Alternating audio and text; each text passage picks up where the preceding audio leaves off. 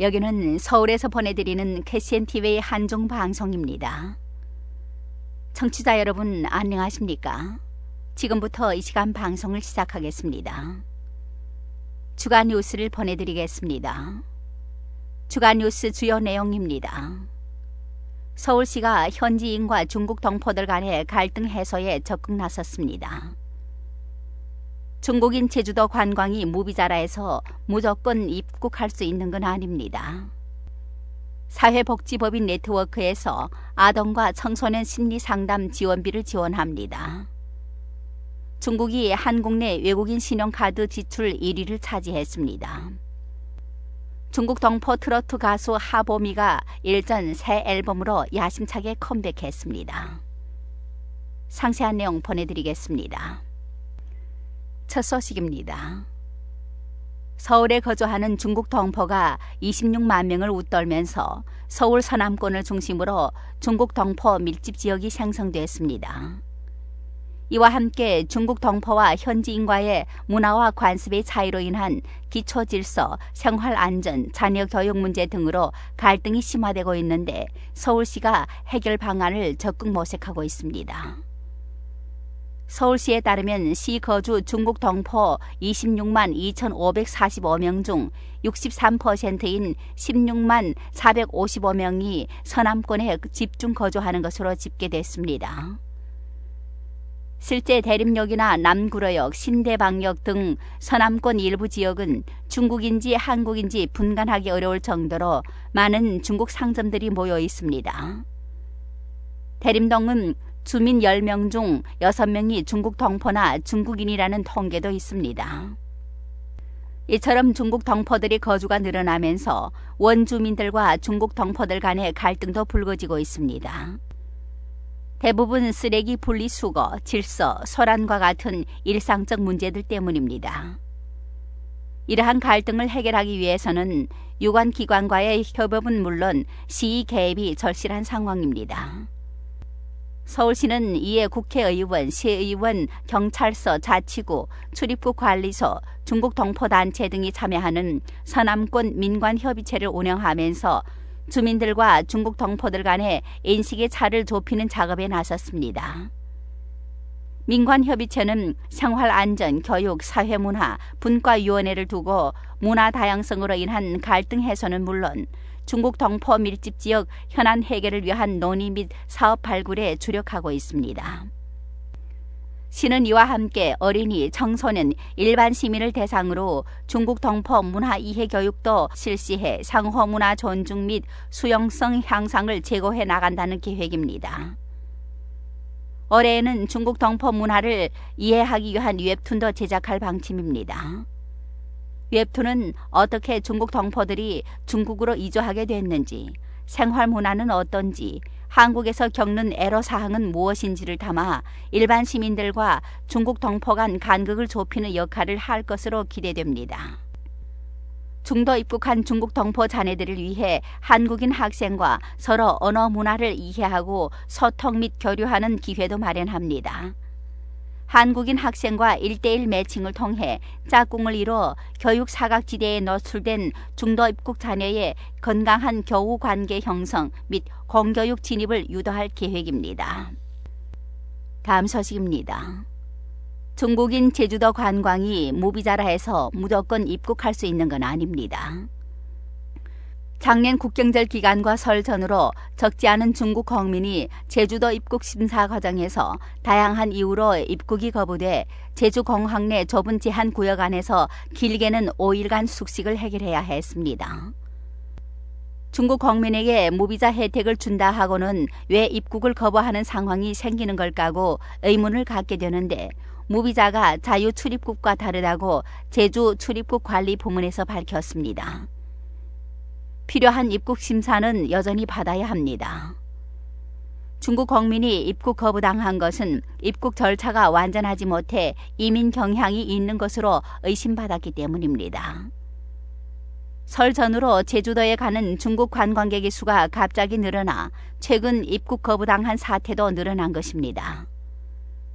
또한 전에는 단체 관광이 많아 가이드가 대신해 입국 서류를 작성했지만 최근에는 자유관광을 선호하는 사람들이 늘면서 직접 입국 서류를 작성하는 과정에 오해를 받는 상황이 자주 벌어진 것입니다. 제주 주재 중국 청영사관은 최근 제주도에서 중국 국민들이 입국 거부 사례가 늘고 있어서 이를 거더러 중시하고 있으며 수차례 제주 출입국 관리부처와 제주도 지자체, 항공사 등과 긴밀한 소통과 항의를 통해 중국인의 합법적 권익을 보장할 것을 요구했다고 전했습니다.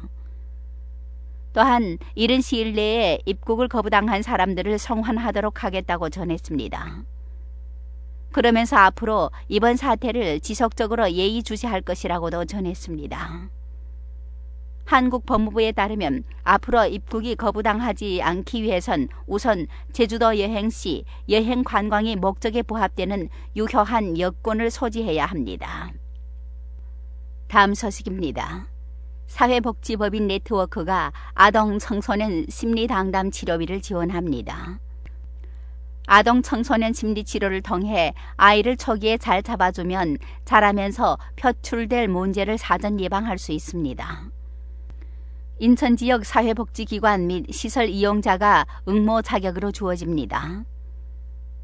대상자는 사회복지기관 및 시설 아동 청소년 이용자 중 기관에서 추천하는 아동 타기관 지원 및 심리치료 바우처 지원 기간이 만료되었으나 치료가 필요한 아동입니다. 대상자에 선정되면 3월부터 12월까지 상담료와 검사비를 지원합니다. 접수기간은 28일까지이며 사회복지법인 네트워크 홈페이지에서도 신청할 수 있습니다. 다음 소식입니다. 중국인이 2016년 한국에서 사용한 신용카드가 3조 8천억 원으로 외국인이 국내에서 사용한 총 지출액 13조 7천억 원의 61%를 차지해 외국인 국내 신용카드 지출 1위라고 문체부가 23일 발표했습니다. 이는 2016년도 외국인 입국자 1,724만 2천 명과 국내 거주 등록 외국인 116만 2천 명이 외국 카드 총 1,509만 7천 개의 사용 실적을 분석한 것입니다. 중국은 국내 신용카드 지출액이 전년 대비 46.2% 증가해 입국자 수 증가율 34.8%보다 11.4포인트 높은 것으로 나타났습니다. 일본 1조 9천억 원, 미국 1조 3천억 원 등 순입니다. 관광 관련 부문에서는 2015년에 비해 쇼핑 28.6%, 숙박 14.9%, 음식 40.9% 증가했습니다. 쇼핑은 면세점 백화점이 2015년에 비해 각각 44.1%와 34.5% 상승했으며 의류 자파 구매는 전년 대비 42.7% 증가했습니다.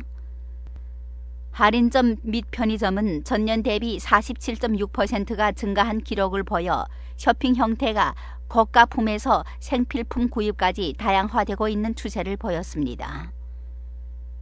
숙박의 경우에는 특급 호텔, 1, 2급 호텔, 기타 숙박시설 등의 순으로 2015년에 비해 각각 31.5%, 21.6%, 36.5% 증가한 것으로 나타났습니다. 중국은 의료 관련 부문에서만 2,906억 원 지출했습니다. 마지막 소식입니다. 동포사회 소식입니다.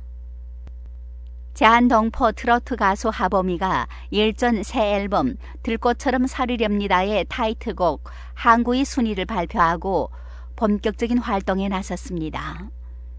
이미 각종 방송과 공연 그리고 드라마 OST로 실력이 입증된 하범이는 본명 최연아로 2011년 시집 갈래요와 멋져 불어 음반을 통해 트로트 고유의 구성진 음색과 기교를 소화하며 가창력을 인정받은 바 있습니다.